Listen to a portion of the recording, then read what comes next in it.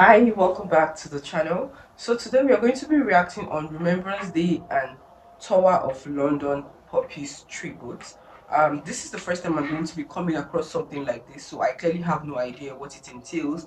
But I stumbled across this on the street of YouTube, so we are definitely going to be doing this together. If you want to go on this journey with me, don't forget to like, comment, share, drop your thoughts on the comment section, right? Let's check this out. Tomorrow is Veterans Day, November the 11th, when we honor our nation's Oh, heroes. November the Across the 11th. Atlantic, it's called Oh. Armistice Day, when they commemorate the 11th hour of the 11th day of the 11th month, marking the end of World War I.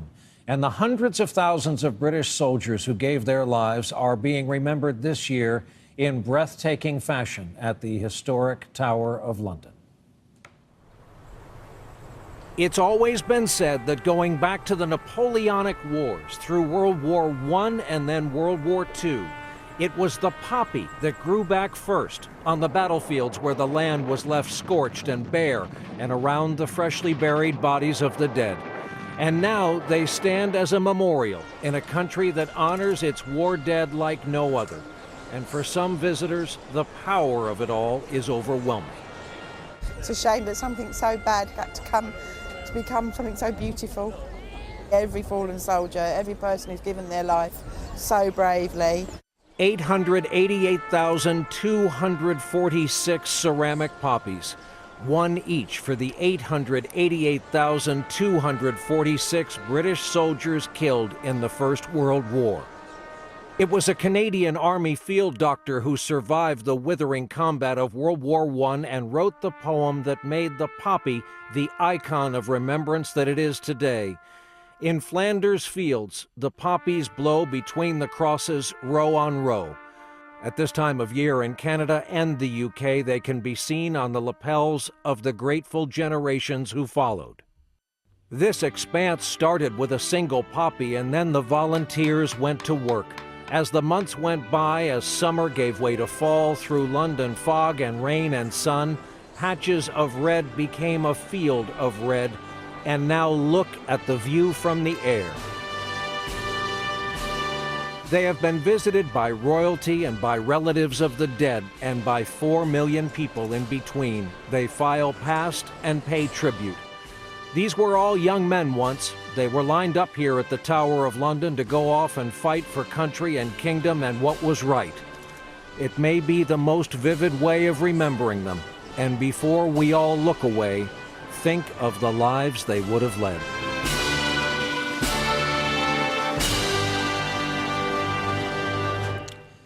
"100 years since the first shot was fired." To me, I feel like it's so beautiful that they are being remembered because of the great thing they did to the country, right? To the nation, right? It's so beautiful to see that people acknowledge what you did, or people acknowledge the efforts you did put on in a particular thing, right? So it's so beautiful to see that this particular day, 11th of November, always a beautiful day to remember them, right? This is really, really emotional. Like, wow.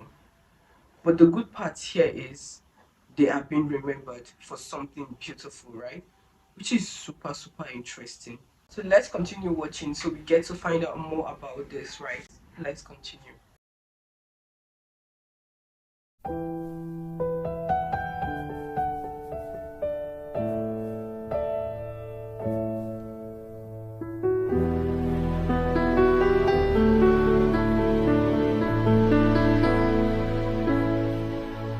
Right now, here in the UK, many people are wearing an artificial red flower on their clothing.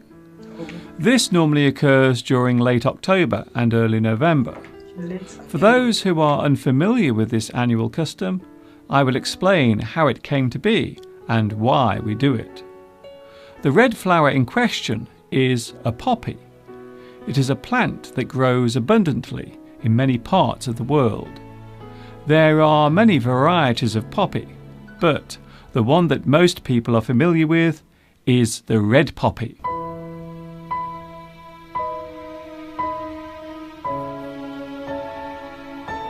The wearing of a red poppy is done symbolically as a way of commemorating those who died during the First World War. The symbolism of the poppy is a strong one, as the flower itself is often associated with such themes as sleep, peace, and death. The origins of wearing a red poppy date back over 100 years. In 1915, Lieutenant Colonel John McCrae wrote a poem in tribute to all those who'd perished during the First World War. He called the poem "In Flanders Field." Shortly after World War I, a commemoration ceremony was held in London in 1919 by the then King George V. The end of the First World War occurred on November 11th, with the signing of an armistice with Germany. An armistice is a peace agreement. At that time, many peace agreements had just been signed by countries such as Bulgaria, Austria, and the Ottoman Empire. It was later decided that the final armistice signing would be commemorated each year on November 11th at 11 a.m., the exact time when the guns fell silent and the so-called Great War came to an end.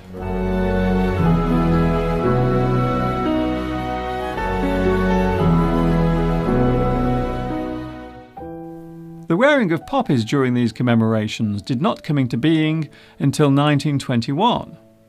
After the Great War, the influence of John McCrae's poignant poem still resonated with many. After reading the poem, Moyna Michael, a professor at the University of Georgia, wrote the poem "We Shall Keep the Faith" and swore to wear a red poppy on the anniversary. The custom spread to Europe and the countries of the British Empire and Commonwealth within 3 years. In the UK, Major George Howson fostered the cause with the support of General Haig. Poppies were worn for the first time at the 1921 anniversary ceremony. At first, real poppies were worn. These poppies bloomed across some of the worst battlefields of Flanders in World War I. Their brilliant red colour became a symbol for the blood spilled in the war.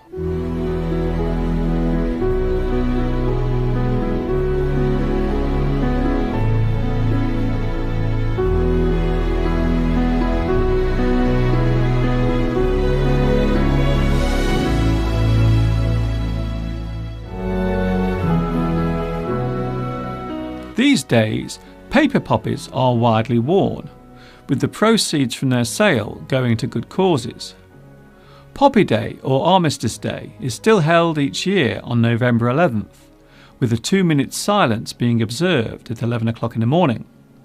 The ceremony takes place around the world in countries belonging to the British Commonwealth, including Australia, Canada, India, South Africa, and New Zealand. In the United Kingdom, commemorations are held on the Sunday nearest the 11th day, with what is known as Remembrance Sunday. In London's Whitehall, the ceremonial placing of wreaths takes place at a stone structure known as the cenotaph.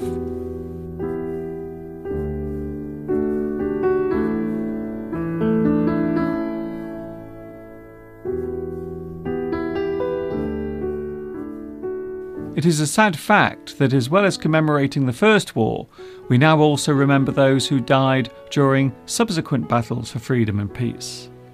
In 2016, once again, millions of people around the world will wear their poppy to remember those who fought and died for the freedom many of us enjoy today.